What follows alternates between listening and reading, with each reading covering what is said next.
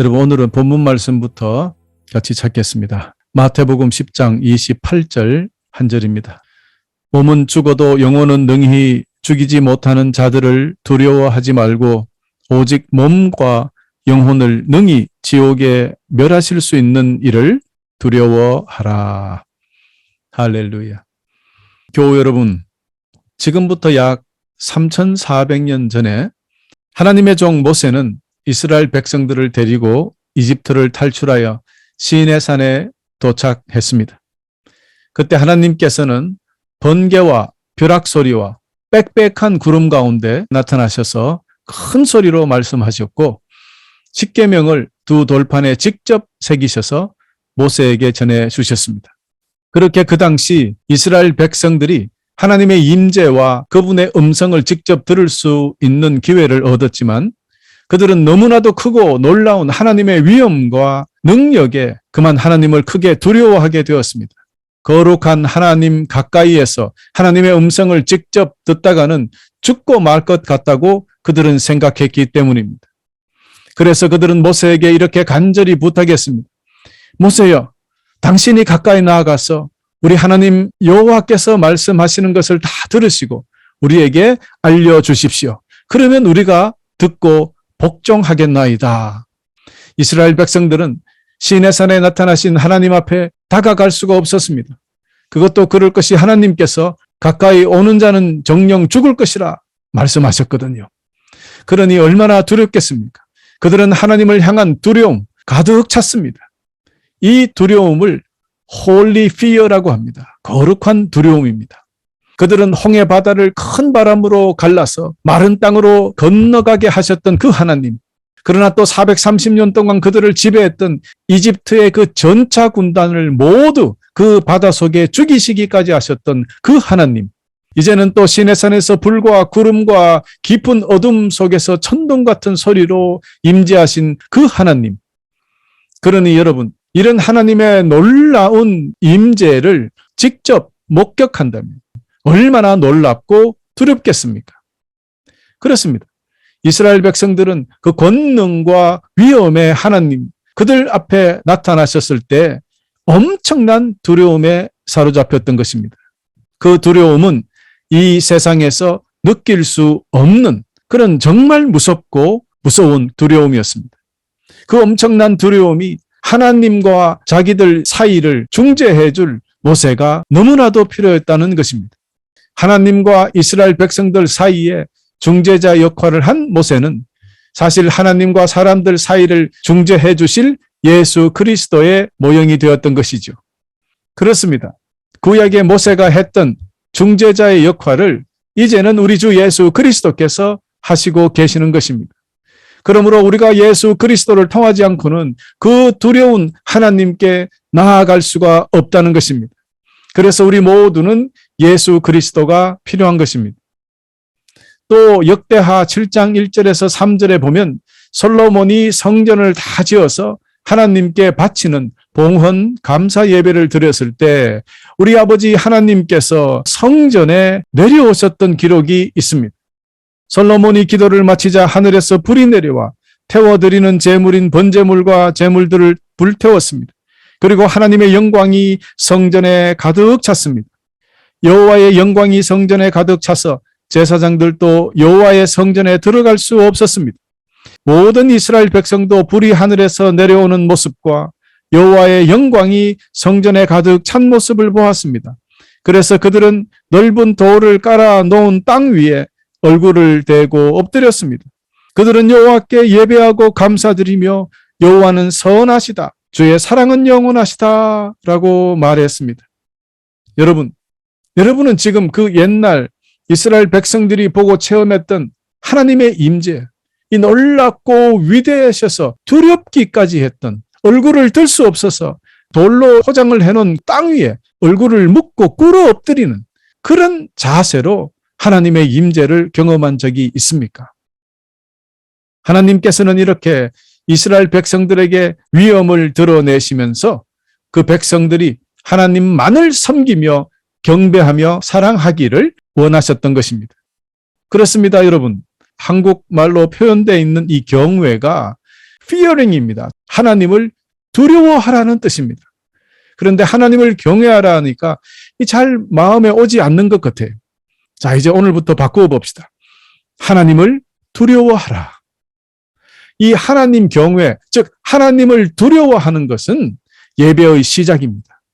여호와를 경외하는 것, 여호와를 두려워하는 것에서부터 진정한 예배가 시작되기 때문입니다.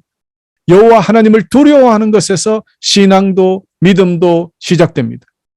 여호와 하나님을 두려워하는 것에서 모든 지식과 지혜의 근본이 된다고 성경은 선포하고 있습니다. 여호와 하나님을 두려워하는 것에서 마음과 정성을 다하여 주님을 섬기게 되고 하나님께 복종하게 된다는 것을 여러분 기억해야 합니다. 그래서 여호와를 경외하는 것, 즉 여호와를 두려워하는 것은 결국 영생을 얻는 지름길이 되는 것입니다. 그러므로 우리가 여호와 하나님을 향한 두려움, God fearing은 주님께서 주시는 놀라운 축복의 선물입니다.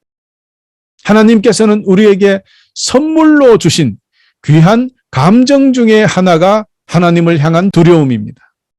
여호와 하나님을 참으로 두려워하며, 즉 여호와 하나님을 참으로 경외한다면 우리는 죄를 지을 수가 없습니다. 하나님이 무서우면 죄를 지을 수가 없죠. 하나님께서 우리의 모든 것을 7 days, 24 hours 지켜보고 계신다면 과연 우리가 어떻게 죄를 지을 수 있겠습니까? 그렇습니다. 우리가 하나님을 두려워한다면 죄를 지을 수 없게 됩니다. 우리의 영혼까지도 완전히 태워 없애버리시는 하나님이시기 때문입니다. 사실 두려움이라는 이 감정의 시작은 창세기 3장 10절에 아담과 하와가 선악과를 따먹고 불순종의 죄를 짓는 순간 하나님의 소리를 듣고 두려워했다라는 기록에서 찾을 수 있습니다.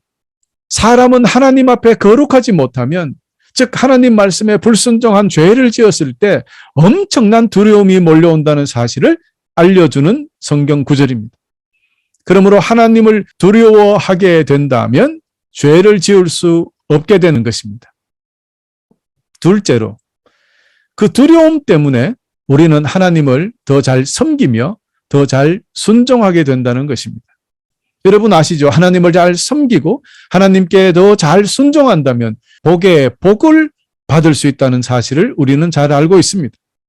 그러므로 하나님을 두려워해서 복을 받게 된다면 그 두려움은 나쁜 것이 아닌 것이죠.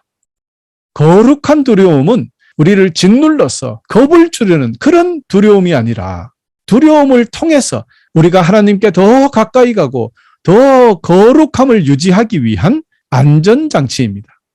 그러므로 하나님을 향한 두려움, 하나님을 향한 이 경외는 하나님의 특별한 선물이자 축복이 된다고 말씀드렸던 것입니다. 여러분, 노아나 에녹이나 아브라함, 또 모세, 여호수아, 엘리야, 다윗, 이 모든 사람들이 하나님을 두려워했다는 사실, 하나님을 경외했다는 사실, 그래서 하나님께서 주시는 놀라운 축복 속에 살다가 갔다는 사실을 우리는 기억해야 하겠습니다. 그런데 여러분, 요즘 사람들에게는 하나님에 대한 이 두려움이 사라져버린 것 같습니다. 그 가장 큰 이유로는 인본주의지요. 인간이 주인이 된 사상을 가르치는 이 인본주의. 겉으로는 아주 그럴듯합니다. 신은 없다고 가르쳐 왔으니, 그리고 종교를 가진다는 것은 인간이 나약해서 어떤 위안을 받기 위하여 종교에 의지한다는, 그렇게 설파하고 있었으니 사람들이 하나님을 두려워할 이유가 없었던 거죠. 그것뿐입니까? 하나님을 두려워하라고 가르쳐야 할 교회조차도 하나님 경외에 대한 두려움에 대한 것은 자꾸 회피합니다. 그리고는 모든 것을 하나님의 사랑으로 그냥 덮어버립니다. 그것은요, 하나님의 진짜 사랑을 반만 전하는 것입니다. 하나님의 공의를 빼버린 반쪽의 사랑만 가르쳤으니 성도들조차도 분명히 가져야 할 하나님을 향한 두려움, 경외를 잊어버리게 되었던 것이 문제이올시다. 그 결과 사람들은 자신이 저지른 죄에 대해서 신경 쓰지 않고 걱정하지도 않습니다. 회개라는 단어가 사라져버린 지 오래입니다. 당연히 예수 그리스도의 십자가도 필요 없게 되어버렸습니다. 그리하여 결국 세상은 변질된 크리스천, 변질된 교회가 점점 늘어나는 이 슬픈 현실 속에 살고 있는 것도 진실입니다. 그런데 여러분, 이런 세상을 한탄하고 원망하고 있어서는 안 될 것입니다. 사실 세상이 이렇게 된 이유는 우리 크리스천에게 있다고 저는 굳게 믿고 있습니다. 성도된 우리가 하나님을 두려워하는 것, 경외하는 그런 삶을 이 세상에 보여주지 못했기 때문에 이렇게 된 것입니다. 우리가 예수 그리스도의 가르침대로 올바로 살지 않았다는 뜻이고, 우리가 거룩한 삶을 통해서 살아계신 하나님을 온 세상에 드러나시게 하지 못했다는 것. 우리가 그렇게 살지 못했기 때문에 마치 하나님은 능력이 없고 하나님은 죽은 것 같이 되어버렸다는 뜻입니다. 사랑하는 교회 여러분, 그러나 오늘 여기 모인 우리부터라도 정말 최선을 다하여 예수 그리스도의 제자로 천국의 백성답게 하나님을 두려워하는 그런 삶으로 온 세상에 보여줘야 하겠습니다. 형제자매 여러분, 그렇습니다. 이 모든 것이 하나님을 두려워하는 마음, 하나님을 경외하는 마음을 우리가 다시 가지고 새롭게 일어선다면 이 세상도 하나님을 경외하게 될 것입니다. 다시 한번 강조해서 말씀드립니다. 세상의 모든 문제가 저는 단 한 가지에서 출발한다고 생각합니다. 하나님을 두려워하지 않는다는 점에서 발생한다는 사실을 우리는 결코 잊어서는 안 될 것입니다. 그래서 우리 주 예수 그리스도께서 다음과 같이 말씀해 주셨습니다. 몸은 죽여도 영혼은 능히 죽이지 못하는 자들을 두려워하지 말고 오직 몸과 영혼을 능히 지옥에 멸하실 수 있는 이를 두려워하라 하셨습니다. 아멘입니까 여러분? 그렇습니다.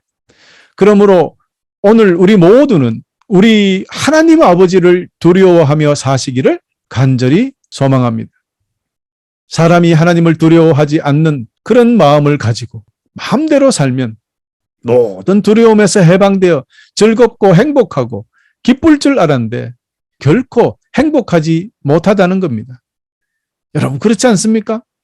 원래는 하나님 한 분만 두려워하면 되도록 하나님께서 창조하실 때 설계를 해놓으셨는데 사람이 의지적으로 그 두려워해야 될 그분을 버리고 그분을 두려워하지 않자 오히려 세상의 모든 것이 두렵게 되어버렸다는 뜻입니다. 그래서 제가 여러분에게 종종 말씀드린 적이 있습니다. 세상이 두려우면 하나님이 두렵지 않고 하나님이 두려우면 세상이 두렵지 않다. 여러분 꼭 기억하시길 바랍니다. 사람은 하나님에 대한 두려움이 있어야 자신이 중심이 되어 살지 않게 되고 오직 예수 그리스도가 중심이 되는 그런 삶을 살 수 있는 것입니다. 사랑하는 형제자매 여러분, 주님을 두려워할 줄 알아야 진짜 성도가 되는 것입니다. 그래야 참된 축복을 받을 수 있는 것입니다. 하나님만 두려워하라라는 게 첫 번째. 이번엔 두 번째, 아니면 모든 것을 두려워하라. 이것이 오늘 설교 제목입니다. 하나님만 두려워할래요? 모든 것을 두려워할래요? 여러분, 거짓말의 압이 되는 사탄은 하나님을 향한 이 거룩한 두려움, 경외, 이 귀한 선물을 그저 무섭고 끔찍한 공포로 만들어버렸습니다. 하나님을 향한 거룩한 두려움이 공포가 되어버렸어요. 이렇게 만든 것은 사탄의 전략 전술입니다. 이 두려움은 오직 하나님만 두려워하며 경배하도록 하나님께서 우리에게 주신 선물이고 안전장치인데 사탄이 이거를 교묘하게 이용해서 바꾸어서 자신이 지배하는 공중권세를 두려워하도록 만들어버렸어요. 그래서 자기를 경배하도록 뒤틀어버린 겁니다. 여러분, 그래서 세상의 모든 것이 공포로 두렵게 되어버린 겁니다. 미래가 공포스럽게 두렵습니다. 내 가정이 잘못될까 두렵습니다.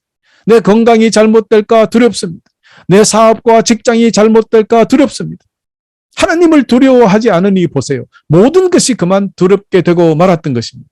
이와 같이 부정적인 두려움이 모든 것을 걱정과 근심으로 바꾸어 놓았습니다.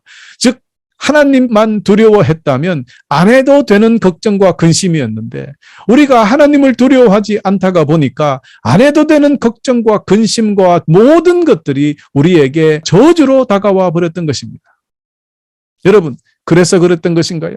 성경에 보면요, 하나님, 예수님, 주님 이런 핵심 단어를 빼고 그 다음에 가장 많이 나타나는 단어가 fear입니다. 두려움입니다. afraid, 무서움이에요.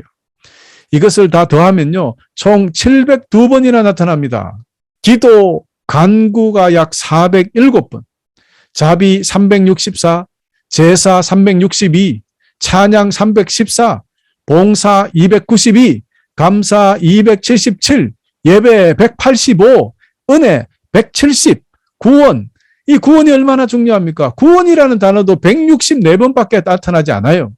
이런 순서로 나타나니까 702번이나 나타난 이 두려움이라는 것은 사람이 그만큼 감당하기 힘든 것이라는 증거가 되는 것입니다. 그러나 우리 아버지 하나님께서는 내가 너희와 함께 있으니 걱정하지 마라. 내가 너희의 하나님이니 두려워하지 마라. 내가 너희를 강하게 하고 너희를 돕겠다. 내 승리의 오른팔로 너희를 붙들겠다. 이렇게 말씀하셨습니다. 할렐루야. 또 우리 주 예수님께서도 너희는 마음에 근심하지 말라. 하나님을 믿고 또 나를 믿어라. 또 내가 너희에게 평안을 남긴다. 곧 나의 평안을 너희에게 준다. 내가 너희에게 주는 평안은 세상이 주는 것과 같지 않다. 너희는 마음에 근심하지도 말고 두려워하지도 마라. 이 뜻은 너희는 세상의 걱정, 육체의 걱정, 이방인의 걱정, 근심에 빠져 두려워하지 말고 오직 너희 창조주 하나님만 두려워하라는 말씀이 되는 것입니다. 사랑하는 교우 여러분, 여러분은 지금 어떤 두려움을 가지고 있습니까? 여러분이 가지고 있는 두려움의 대상은 누구입니까? 그 두려움의 대상은 또 무엇입니까? 지금 여러분이 두려워하고 있는 그 대상에 따라서 여러분의 신앙과 여러분의 미래가 정해지기 때문에 제가 지금 질문 드리고 있는 것입니다. 우리 주님의 명령은 너무나도 분명합니다. 세상의 모든 것을 두려워하지 말고 오직 나만을 두려워하라라는 간절하고 따뜻한 명령입니다. 세상의 모든 것을 걱정하지 말고 오직 나만 두려워하면 된단다. 여러분, 몸은 죽일 수 있으나 영혼을 죽일 수 없는 사람들을 두려워 마라. 영혼과 몸을 모두 지옥에 던져 멸망시킬 수 있는 분을 두려워하라 하신 주님의 간절한 말씀에 순종하셔서 이 세상의 모든 근심, 걱정이 사라지고 사탄의 공격에서, 죄에서 완전히 해방되시는 여러분들이 다 되시기를 거듭 축복합니다. 그리하여 여러분 모두가 하나님 한 분만을 두려워함으로, 하나님 한 분만을 경외함으로 예배가 완전히 회복되고 우리 주님께서 기뻐하시는 삶으로 변화되시기를 축원합니다. 끝으로 형제자매 여러분, 그러므로 이제부터 영원토록 오직 여호와 하나님 한 분만 두려워하시고 다른 세상의 모든 것들을 두려워하지 않으므로 우리 주님 다시 오시는 그날까지 하나님께서 주시는 천국의 기쁨과 평강으로 살아가시기를 거듭거듭 축복하면서 오늘 말씀을 마치겠습니다.